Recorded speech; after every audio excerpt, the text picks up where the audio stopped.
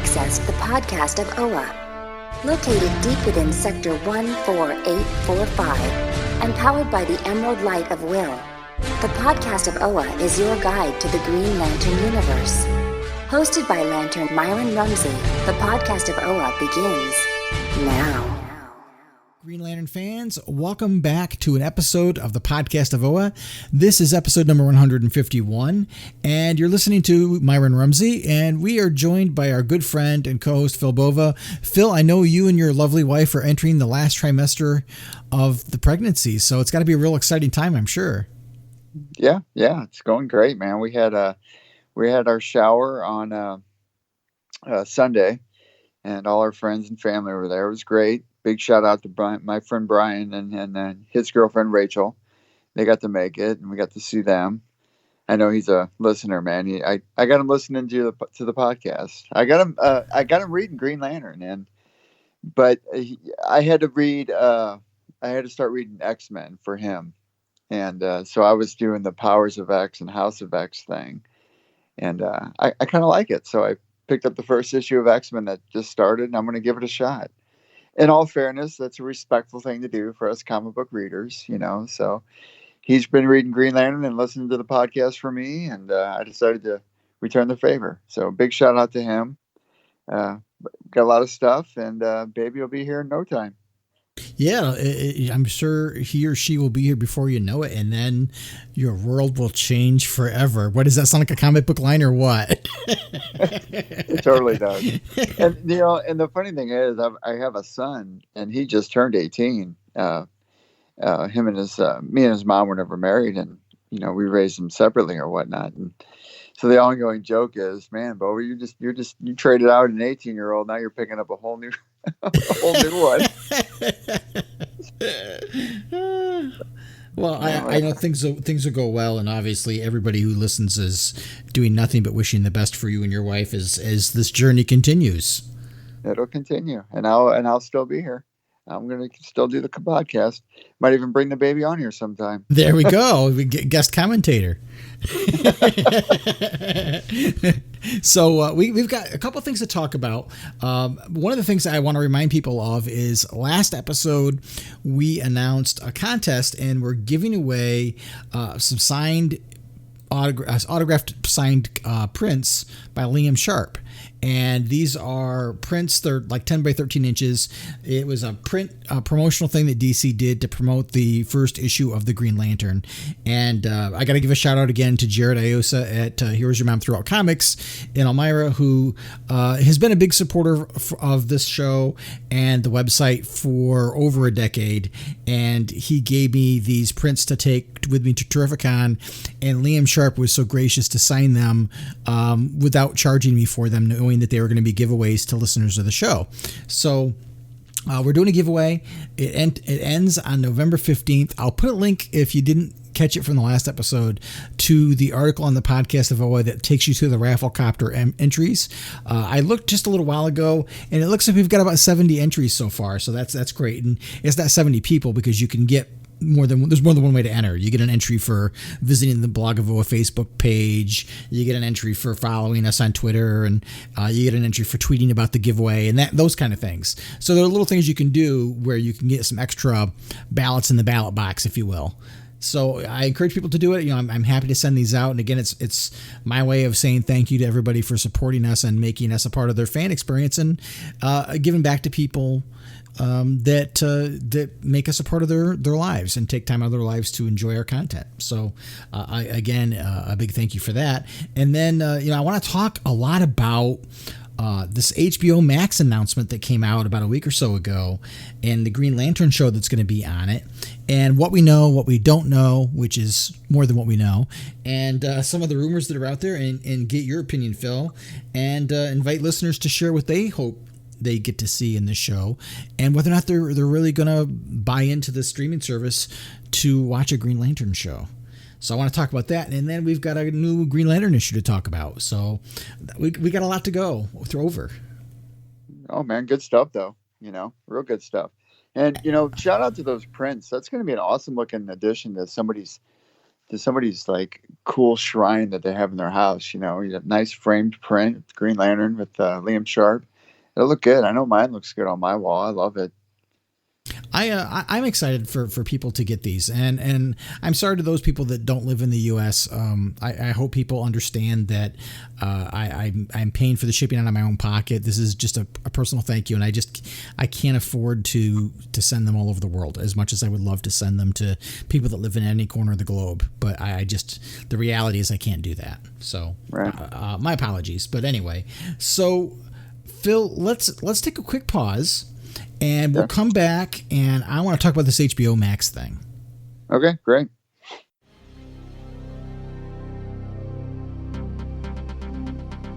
What up, dweebs? This is Guy Gardner. You're listening to the Podcast of OA.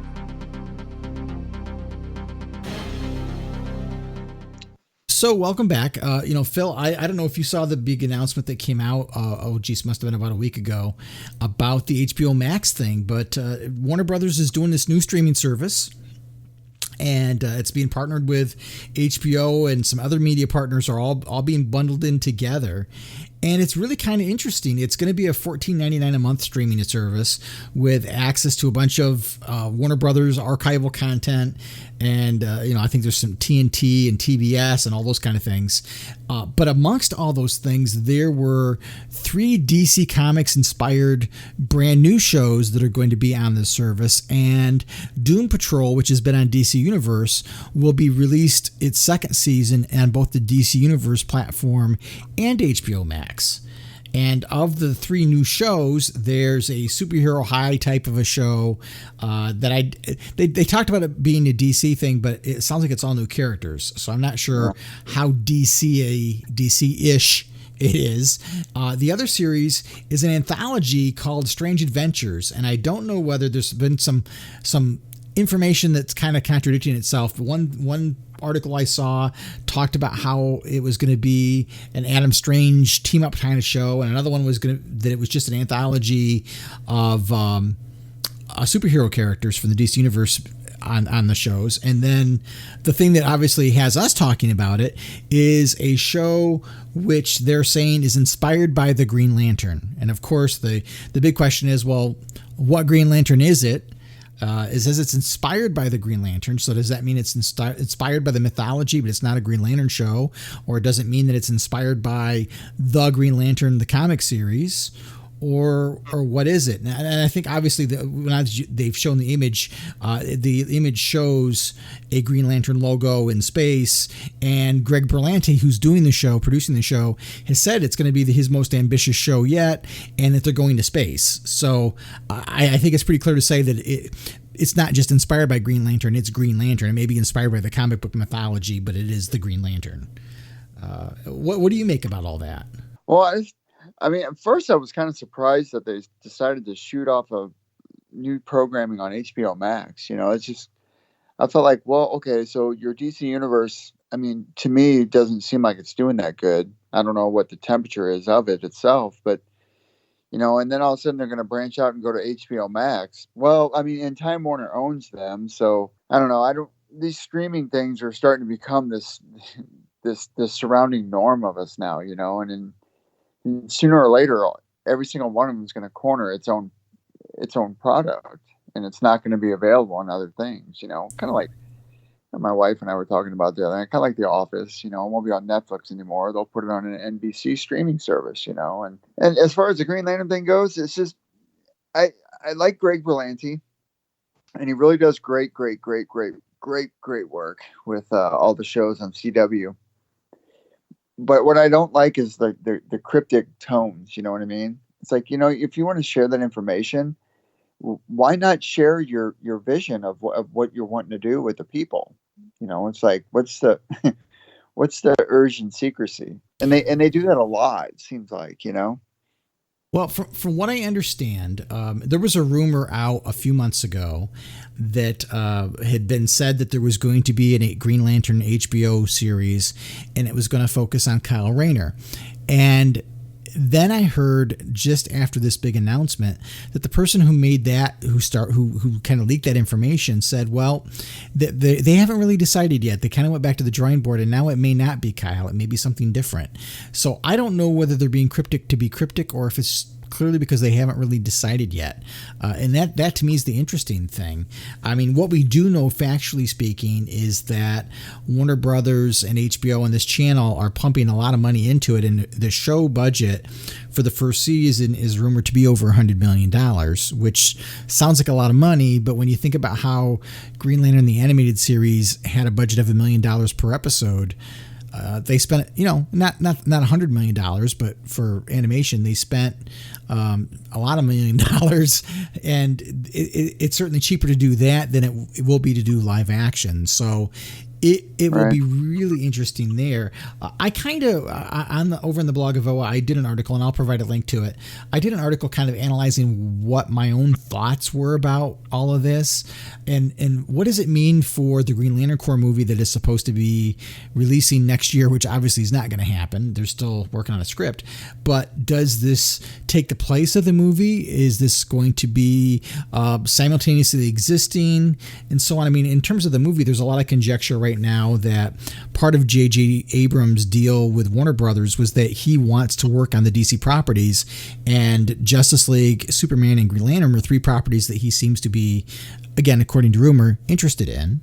So is that what's holding things up a little bit more, or is Jeff Johns still working on the script? Who knows? And it's long. Go ahead. If I could interject about the Jeff Johns thing, and I mean, like everything he's written, he's probably behind. I mean, all his titles have always been on these big delays, like Doomsday Clock and Shazam and all them. And I haven't really. I mean, have you even heard what he's working on lately besides just Shazam? I mean, I haven't heard. He used to be in the spotlight a lot more, but he just seems like he's taking a step back, and you don't hear from him too often, or he's not around in the media or whatnot. Yeah, he used to be, kind of engaged on social media quite a bit, and he used to have his own forums years ago. But as his star rose, those things kind of just stepped back. And once he became the chief creative officer for DC Entertainment, he kind of really disappeared. Yeah. And since he's left that role and is just working with his Mad Ghost Productions, you don't hear a whole lot from him on social media or interviews or anything. It's almost like he's kind of holed up somewhere. And in terms of comics, I mean, he's doing the Shazam book and Doomsday Clock, and supposedly the Three Joker thing is still coming out at some point. And then he's working on scripts and doing some of those things. And, the Stargirl show, I think he's still attached to that. But yeah, it's hard to say what's really going on with that.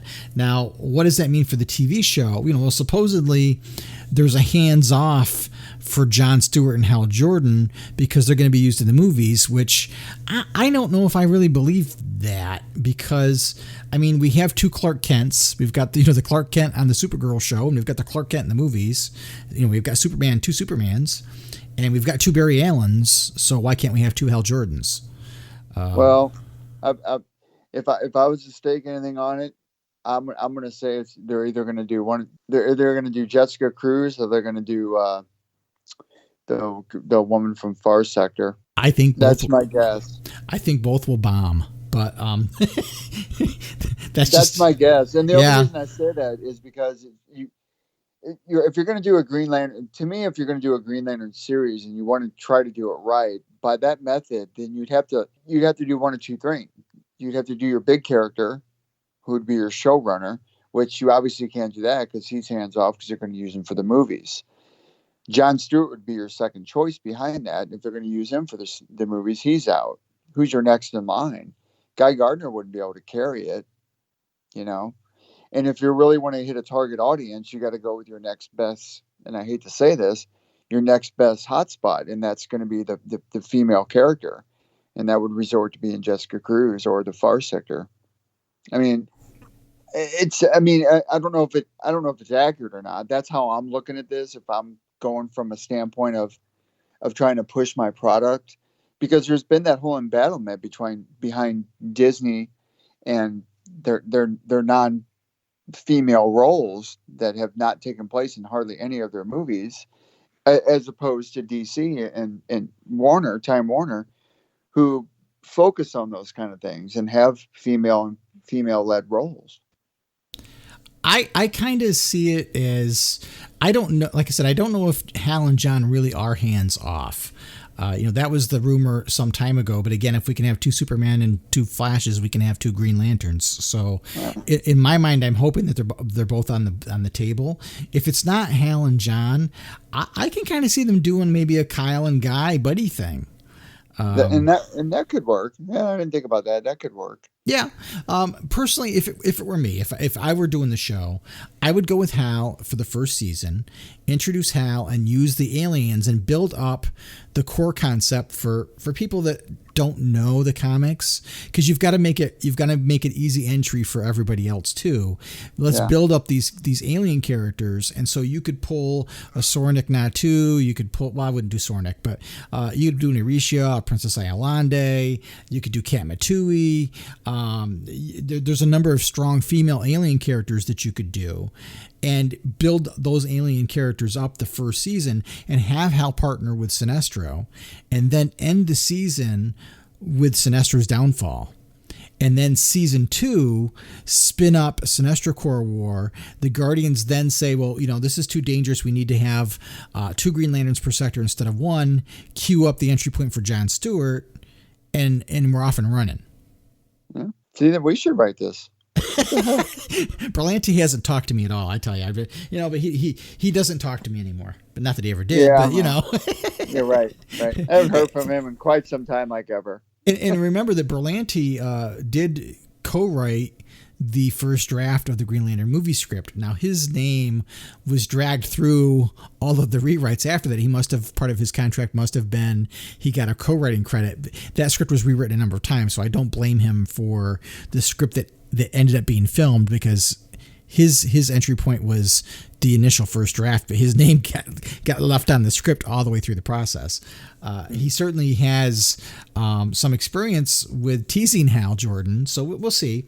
But I could see a Kyle and Guy series. I guess the reason why I would go with just one human character is because I want to build up what's so cool about the alien characters, so that people get emotionally invested in them. And my concern is if we have too many human Green Lanterns right up front, then you don't spend the time on those alien characters. And I think you really need to do that at least in the beginning.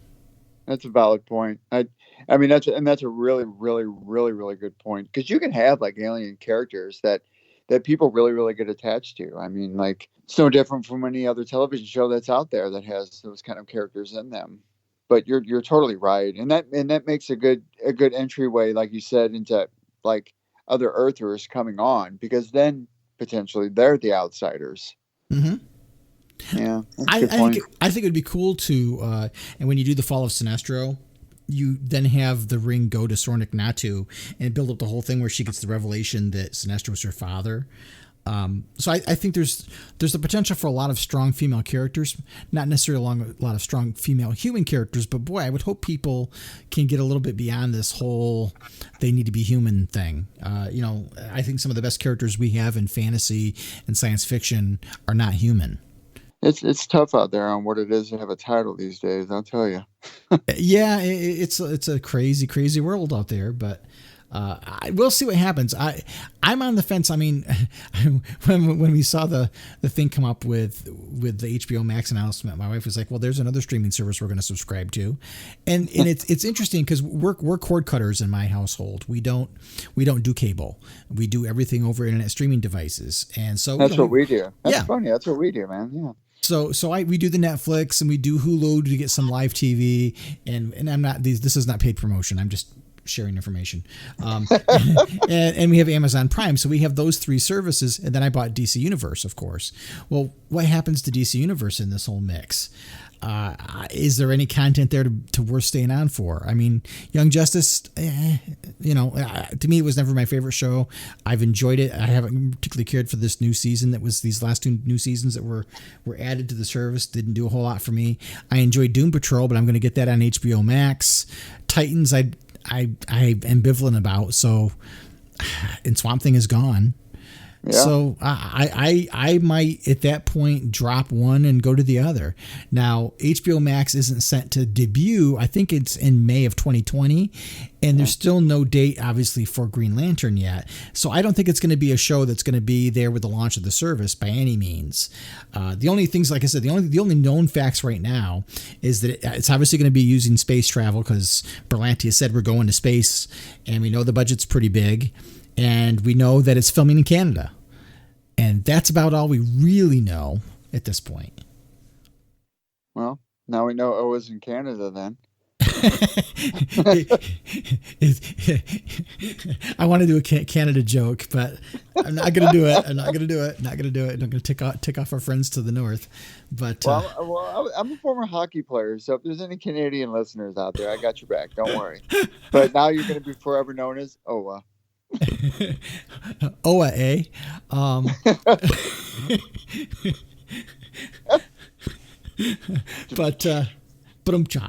So I'm excited about the Green Lantern show, but it's almost a nervous excitement because there's a big chance to mess it up, and I'm concerned that if it falls flat, will that impact the movies? I sure hope not. And I hope that this doesn't become a replacement for the movies. I hope that we are past that point of saying it can only exist one platform, because again, we've got 2 Flashes, we got 2 Supermen, and I think we've got 2 Batmen too, but whatever.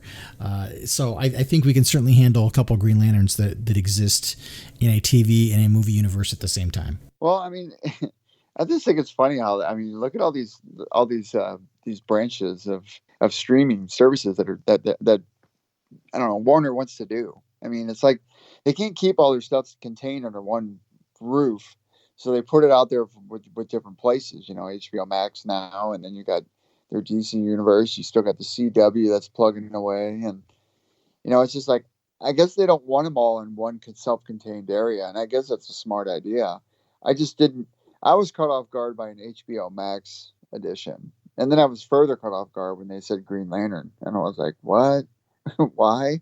Why is it going on HBO Max of all things, But then I guess budget, I come to think that, CW, I don't think it would go good on CW. And that's a different target audience. That's not like, and I don't know if I'm saying this right, so I hope nobody gets offended by it, but that's not like the main streamlined comic book junkie is. Does that make sense? Right. Yeah. It's like a soft version of, I don't know. It's just, to me, I always call CW, and I always call like the Flash shows and all them like the modern day Dawson's Creek. Right. Because that's their model. That's how it works. It's DC 90210. Yeah, exactly. I think it's on HBO Max because of the budget. I really do. I think it's very ambitious, but we'll see what happens. So why don't we pause for a minute? We've got a new Green Lantern book to talk about, and we'll come back and start talking some Green Lantern comics. All right, sounds great. Where Muse will in action, Muse will be done. Peace and universal harmony can be ours at last. All you need to do is wish the wish of Controller Mew. Once a Black Star, always a Black Star.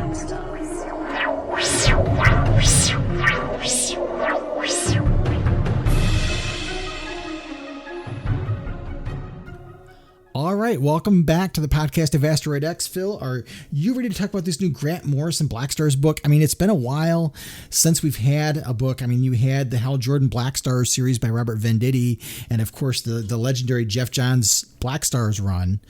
I'm excited to see what Grant Morrison's going to do with this. Yeah, and it's really cool that they're bringing the Blackstars back. I've always liked them to begin with, and they're kind of like those unsung villains that just appear at random, but yet make a big mark on the Green Lantern mythos. Yeah, definitely. And the cover is really cool. They got this guy named Liam Sharp to do 3 covers that are going to interlock. I think this guy looks really cool. I think he's got a future in the comic book industry somewhere. Totally agree. It's kind of neat. And this whole issue starts out with a countdown of sorts, and we're not quite sure what's going on. And it's interesting to see Hal almost take a backseat willingly to Countess Belzebeth. I know. I was wondering if he was ever going to do anything. Like the whole very beginning of it, I was like, okay, well, that's not like Hal that just keep his mouth shut the whole time and not say much. Well, it was kind of out of character. Yeah, well, and as this book unfolds, there's a couple of weird things that happens that makes me think something might be going on with Black Star Parallax, but it's neat because they start out on this planet called Oa that we know is, it used to be, millennia ago was the birthplace of the Guardians of the Universe and these characters called the Xamarons and stuff, and Controller Mu, who's this new leader of the Black Stars, he kind of has the same origins, and you see them show up, and it turns out that the Empire of Tears is basically living on Oa in the ruination of this ancient civilization. And what do you think of Xermanico's art? I like it. It's pretty cool. It's very lush. And one of the things I liked was the color choices, because when you're in these areas on is it Oa or OA? Oa. Oa. Let's go with Oa. It seems like he uses these really dark colors, and then when Oa is rebuilt, the colors are so different. And to me, the underlying thing about this whole story so far is it's hard to say whether or not the Black Stars are the villains or not, because Mu has some, he seems to be motivated by bringing peace and harmony to the universe, but he seems to be willing to go to cruel lengths to make sure it happens. Yeah, I would agree with that. And because when he ends up showing up, he doesn't really talk. No, it's weird. He talks through Belzebeth, like she's channeling him in some way. Yeah. But I thought it was neat because the colors are like, if you look at the colors from when Oa is rebuilt and Mu shows up, it's this very big celebratory, almost. I sometimes think of the propaganda that we see in other countries where I'm thinking of like North Korea, where the presentation to the outside world is one thing, but what goes on behind the Iron Curtain, if you will, is completely different.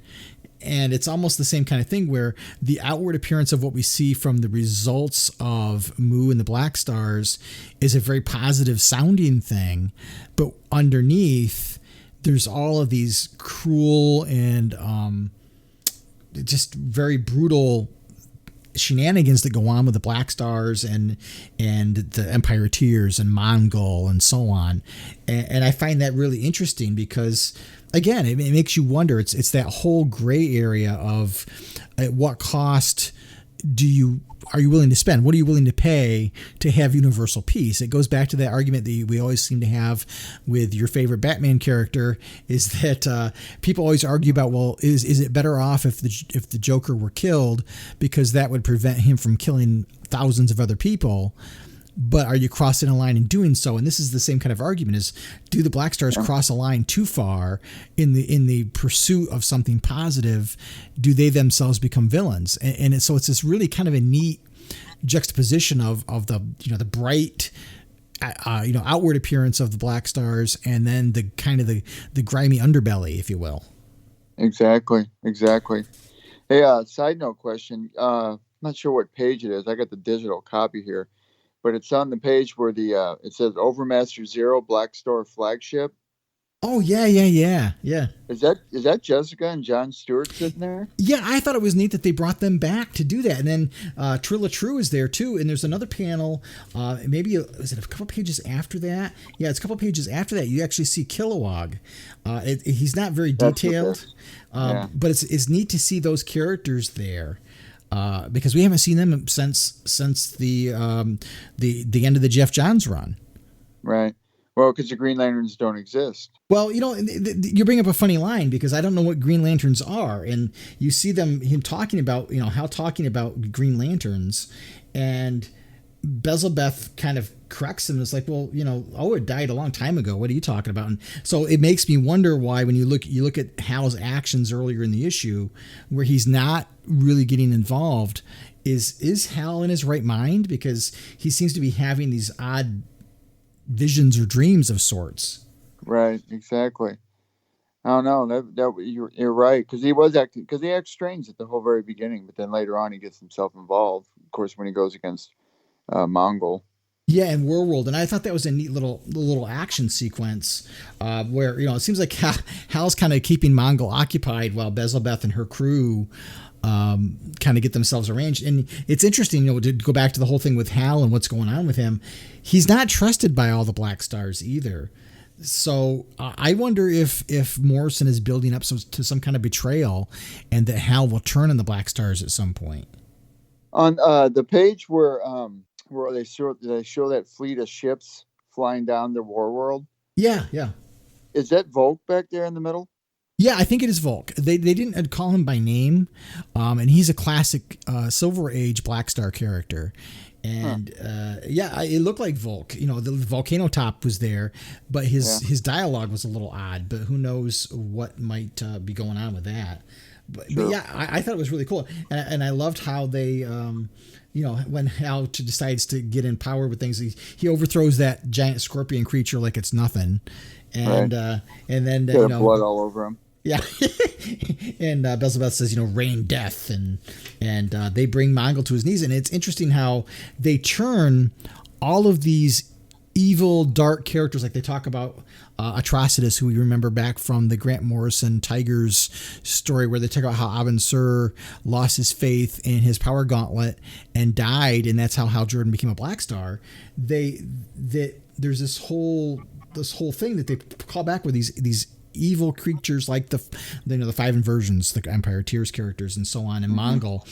They are turned to serving Mu and making a new Oa. And again, that's that weird thing about, is this rehabilitation of some sort? Is this cruel and unusual punishment? It's hard to say.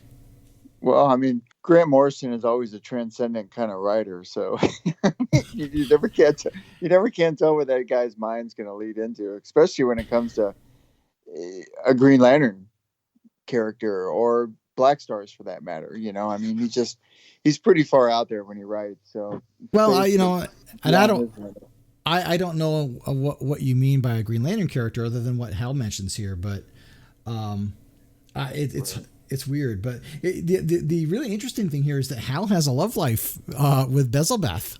Mm-hmm. Yeah, they were getting pretty close right there. Looks like a Star Trek shot. They're standing there with the planet behind them.